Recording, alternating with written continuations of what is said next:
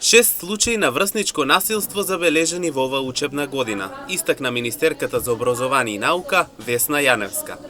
Таа изјави дека кон нив се пристапува, но е потребна соработка од повеќе министерства и стручни лица за да се заеднички најдат правилните решенија. Според нејзе, државата има систем за водењето грижа на менталното здравје на младите преку училиштата и министерството.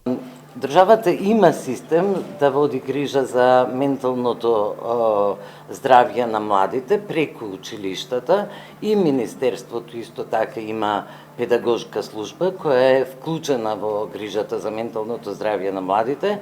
Ова учебна година 6 пријави има за врсничко насилство и ние по нив пристапуваме, меѓутоа значајно е да се нагласи дека е неопходна меѓуресорна соработка од повеќе министерства, секако од невладени организации и стручни лица, но ќе повторам од особено значење е кога и самите млади се вклучени во процесот и секогаш е добро да се слушнат и заеднички да изнаоѓаме најповолни решенија за да се грижиме за здравјето на младите. Училиштата се обврзани да имаат стручни служби и тоа вообичаено да се одржат психолог и педагог и во зависност од можностите и големината на училиштето да се има дополнително дефектолог, изјави Јаневска.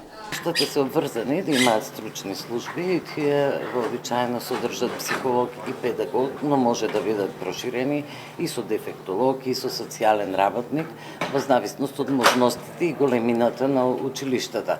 Бирото за развој на образование секоја година, па и годинава поради овие 6 пријави и други неколку настаниви, секогаш испраќа препораки за постапување во однос на одредени конкретни случаи и општи.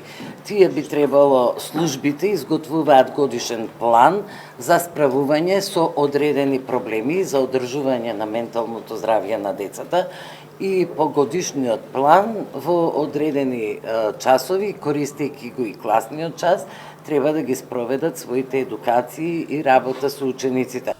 Со ваквата ситуација, полесно и јасно ќе се наоѓаат проблематиките кај децата и истовремено ќе се решаваат проблемите со стручната помош. Од една страна не само што ќе се спречат насилствата и булингот, од друга страна ќе се подобрат и условите во комуникацијата помеѓу учениците.